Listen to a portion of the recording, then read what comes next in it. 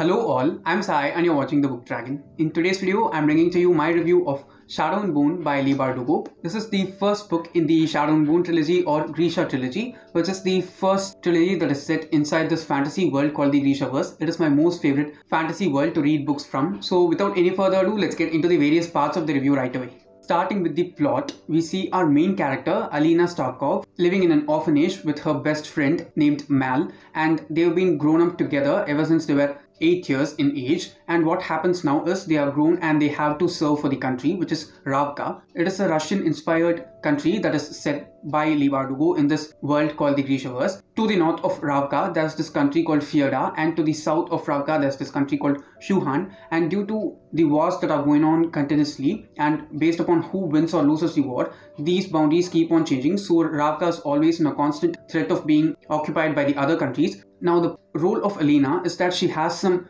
mythical power which is necessary in order to save Ravka as a whole. There is this huge portion of plain darkness called the Shadow Fold, which separates the east and west sides of Ravka. So the country is split into half by this huge cavity that runs in between. It's not even a cavity, it's just a huge mass of land that is swallowed by darkness and infested by these creatures called the Voltra, which kill and feed on human flesh. So our main character Alina and her friend Mal have to cross the Shadow Fold along with the other people in this army in order to get to the other side of Ravka. During this particular instant, a power that Alina has gets revealed, and from then on the story starts and her journey in this country of Ravka is revealed. She has to maneuver a lot of things politically because of the power that she has, and she has to save this entire world from this Shadow Fold, breaking the entire country into two and swallowing it as a whole. Coming to the characters, we have three main characters in this trilogy as a whole. They are the main character, as I said before, Alina, and her friend Mal. And apart from these two characters, there's this most powerful character called the Darkling,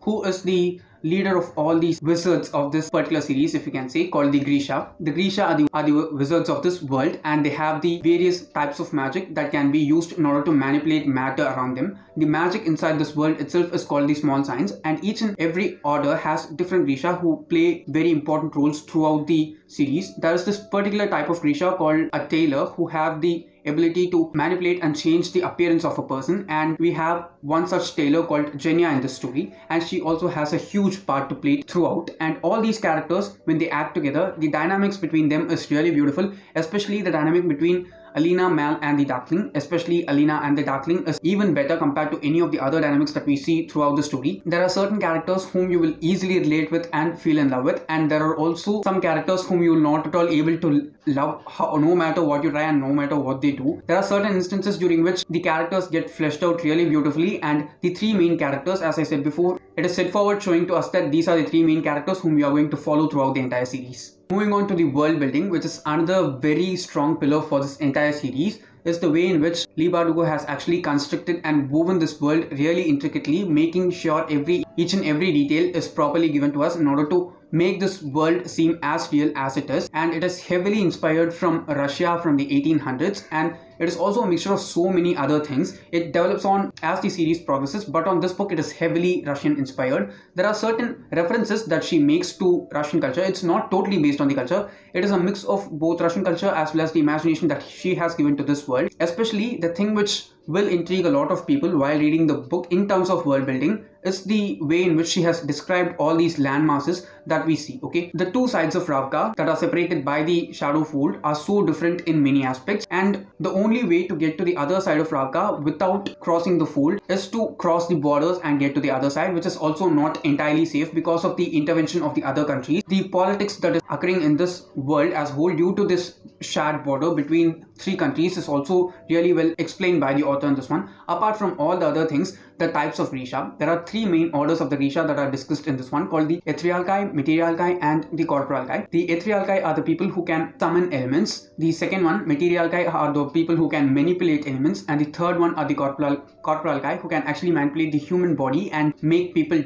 look differently. Our main character Alina, as I said before, is a summoner, but she's the only type of summoner that exists in this entire world like that. And the Darkling is also another summoner, but he is so different and he is also a unique summoner, just unlike any of the others. the Taylor character whom I said, Jenya, is also a corporal guy. That is, she can manipulate the human body, and she is also the only person who has that ability to do so. Moving on to the writing of this one, I can easily say that Leigh Bardugo's writing style and the prose that she uses is my most favorite part of all the books that I've read of hers until now. Even if the story lags in pace a little bit at times, I'll just read her books for the beautiful writing that she has itself.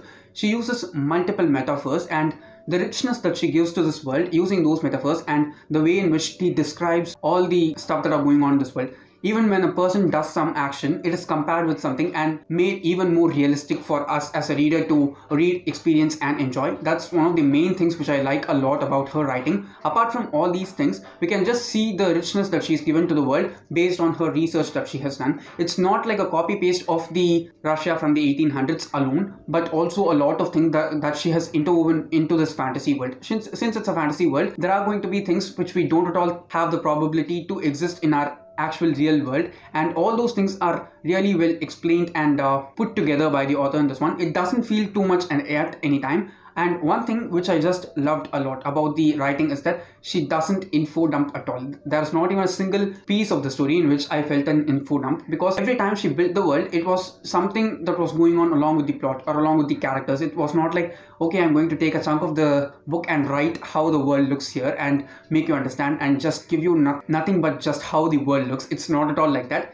It goes on and blends really well with the story, and that is one of the strong aspects of the writing of this one. Finally, talking about the pacing of this one, since I said that it's about a girl who was an orphan and then gets swept into this really politically driven country's power, there are multiple instances during which the pace is really fast, and at certain instances where we have to spend time with the characters, it seems like the pace drops. But I can easily understand that those are the instances during which we get to know about these characters and get to experience the things that they are experiencing and try to see how they look at other characters from their point of view and perspective. It is really well in that way also. But if you're a person who wants to read a very fast-paced book, this will not be the best choice, because the first 100 pages of this 350-page long book is a bit slow, and after that it picks up speed and it is consistent throughout until the climax. There are certain things which happen just like that continuously, that manage and keep that pace consistent, and it does not drop until the story ends. And I do think the pacing is a bit slow in the beginning, but it is